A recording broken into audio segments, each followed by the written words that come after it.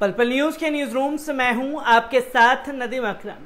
CM Yogi Adityanath ji 5 साल तक उत्तर प्रदेश की जनता के सर्वोसर्वा बने रहे और अगर सर्वोसर्वा की बात की जाए तो विकास के नाम पर जो बड़े बड़े वादे 2017 में करके सीएम योगी आदित्यनाथ जी सत्ता पर काबिज हुए, उनमें से एक भी वादे में खरे उतरते हुए नहीं दिखाई दिए। अगर बात की जाए तो प्रदेश को बिल्कुल इस तरीके से बना देंगे कि विकास की गंगा बहेगी, पर विकास की गंगा कहीं बहती हुई किसी को दिखाई नहीं दी।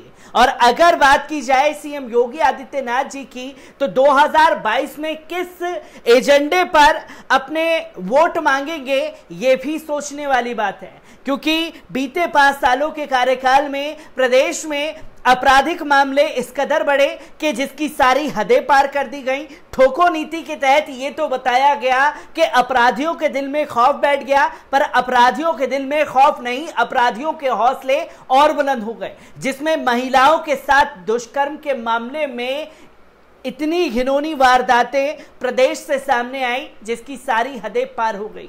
अगर बात की जाए नफरत भरे प्रोपेगेंडे की तो प्रदेश से ही सबसे ज्यादा तस्वीरें सामने आई कि कभी गाय के नाम पर, कभी जय श्री राम के नाम पर किसी भी दाढ़ी टोपी वाले को पकड़ा और उसे मार दिया गया या उसे इतना प्रताड़ित किया गया कि वो डरा और सहमा रहे। ये तस्वीरें जो हैं क्लियर है। और अब बात की जाए विकास की तो विकास किसके आधार पर मांगे, पर जो मीडिया है वो योगी जी की छवि को साफ सुथरी दिखाने के लिए कुछ भी करने को उतारू हो चुका है। जहां गोदी मीडिया का प्रोपेगेंडा फेल हो रहा है तो प्रिंट मीडिया को अखाड़े में उतार दिया और प्रिंट मीडिया ने योगी जी की तस्वीर के साथ कोलकाता के फ्लाईओवर की तस्वीर लगा करके ये बताया कि देखिए प्रदेश में विकास की गंगा बह गई। और जब विकास की गंगा बही है तो इस पर तमाम लोगों की प्रतिक्रिया आ गई है। क्या कुछ कहना इस पर मैया मोइत्रा का है और साथ ही साथ रविश कुमार ने भी सीएम योगी आदित्यनाथ जी को कड़ी फटकार लगा दी है। उत्तर प्रदेश के मुख्यमंत्री योगी आदित्यनाथ पर अक्सर दूसरों के कामों का उद्घाटन करने यानी फीता काटने के आरोप लगते रहे हैं। अब उनके ऊपर दूसरे राज्य की तस्वीर को यूपी के विकास की तस्वीर के तौर पर पेश करने के भी आरोप लग रहे हैं। दरअसल दी संडे एक्सप्रेस के पहले पन्ने पर सीएम योगी आदित्यनाथ की सरकार की तारीफों से भरा एक विज्ञापन छपा। इस विज्ञापन में बताया गया कि कैसे सीएम योगी आदित्यनाथ के आने के साथ राज्य में प्रदेश बदल रहा है। उसमें 2017 के बाद से प्रदेश में हुए विकास का जिक्र किया गया। हालांकि विज्ञापन बनाने वालों से एक गलती ये हो गई कि उन्होंने मुख्यमंत्री योगी आदित्यनाथ की तस्वीर के साथ कोलकाता के विकास की तस्वीर लगा दी। इसके बाद सपा और तृणमूल कांग्रेस समेत सभी विपक्षी दल योगी सरकार पर हमलावर हो गए। लोकसभा सांसद और तृणमूल कांग्रेस नेता महुआ मोइत्रा ने इस खबर पर चुटकी लेते हुए लिखा, ठग योगी अपने यूपी विज्ञापनों में कोलकाता के एमए फ्लाईओवर, जेडब्ल्यू, मैरियट और हमारी प्रसिद्धि पीली टैक्सियों के साथ अपनी फोटो लगा रहे हैं। गुड्डू जी अपनी आत्मा बदलिए या कम से कम अपनी विज्ञापन एजेंसी। अब मुझे नोएडा में अपने खिलाफ एफआईआर दर्ज होने की प्रतीक्षा है। अब इस पूरे मामले पर वरिष्ठ पत्रकार रविश कुमार ने सीएम योगी जी की क्लास लगाते हुए कहा कि गोदी मीडिया की खबरों में झूठ चल सकता है तो विज्ञापन में सच क्यों चलना चाहिए। जब खबर में झूठ चल सकता है तो विज्ञापन में झूठ क्यों नहीं चल सकता। जो समाज गोदी मीडिया के प्रोपेगेंडा को सच मानकर खबर देख रहा है उसे समाज विज्ञापन में झूठे प्रोपेगेंडे को सच मानना ही चाहिए। जो लोग यूपी सरकार के विज्ञापन की आलोचना कर रहे हैं उन्हें विज्ञापन की समझ नहीं है। बहुत बुरे दिन देखने के बाद भी लोगों का अच्छे दिन आएंगे पर यकीन बना हुआ है।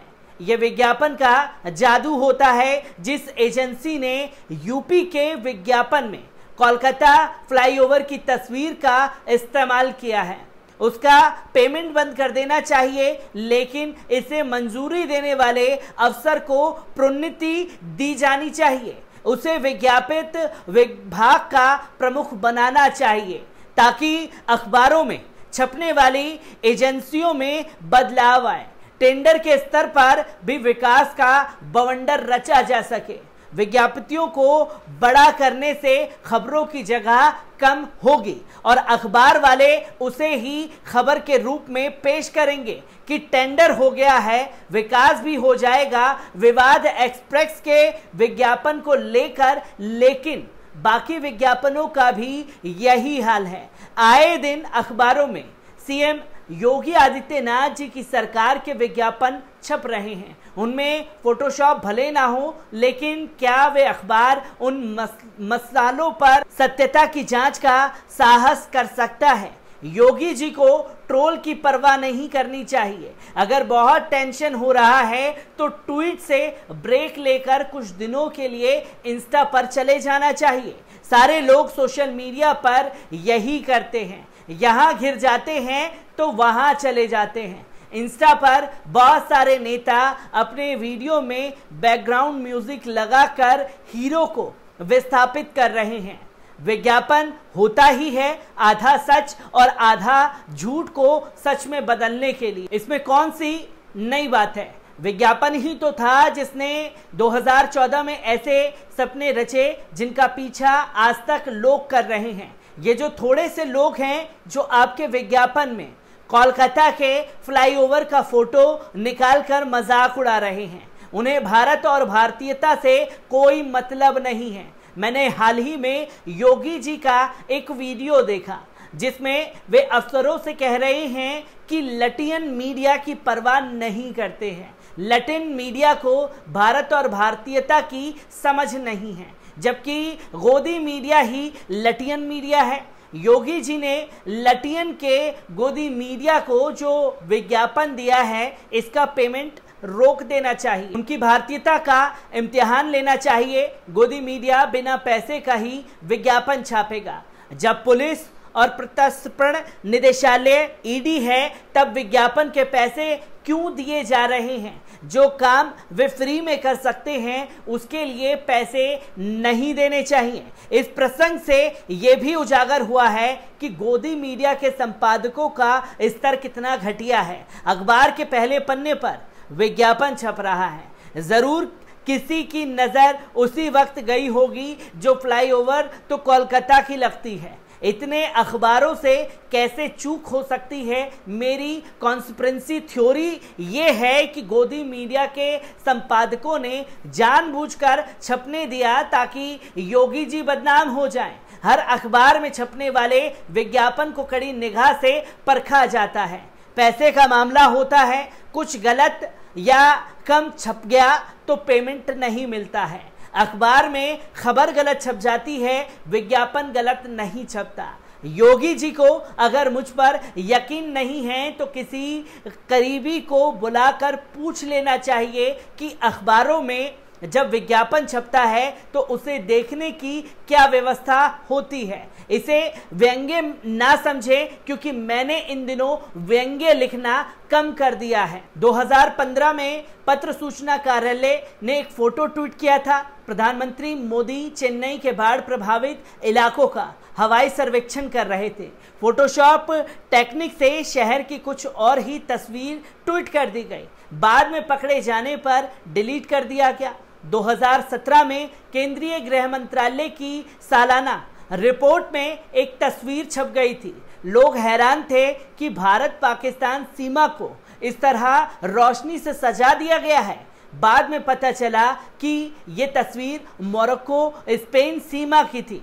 जब भारत के बॉर्डर की जगह मोरक्को और स्पेन की सीमा की तस्वीर छप सकती है तो लखनऊ की जगह कोलकाता के फ्लाईओवर की तस्वीर क्यों नहीं छप सकती? 2017 में ही छत्तीसगढ़ के एक मंत्री राजेश मुणत ने वियतनाम के पुल की तस्वीर ट्वीट कर दी थी। रमन सिंह सरकार के मंत्री राजेश मुन्नत ने रायगढ़ की केलो नदी पर शानदार पुल के बनने का दावा करते हुए जो फोटो ट्वीट किया वो वियतनाम का निकला। खूब वाहवाही हुई। जब सच्चाई सामने आई तो उन्होंने ट्वीट डिलीट कर दिया। फोटोशॉप के जरिए तस्वीरों का इस्तेमाल करना पकड़ा जाना और फिर डिलीट करना विश्व गुरु भारत की अपनी खास परंपरा है। गीता का उद्देश्य है कि सत्य की विजय होती है जब तक झूठ नहीं बोला जाएगा। सत्य की विजय किस चीज पर होगी? तो सत्य की विजय होने के लिए किसी ना किसी को झूठ बोलना ही होगा। जिस अफसर और एजेंसी ने ऐसा किया उसने सत्य को विजयी होने का चांस दिया है। पकड़े जाने के बाद यही तो साबित हुआ है। इन थोड़े से लोगों ने इस बात को लेकर योगी जी को ट्रोल नहीं किया कि यूपी के अस्पतालों में बच्चों के लिए इलाज के लिए जगह नहीं है, जहां दर्जनों बच्चे मौत की आगोश में समा गए हैं। बिना इलाज के बच्चे मर रहे हैं। हिंदी अखबारों के भीतरी पन्नों पर ऐसी तस्वीर छपी है। ये थोड़े से लोग चाहते तो इस सच को उजागर करते, लेकिन उन्हें सकारात्मक भूमिका निभानी नहीं आती।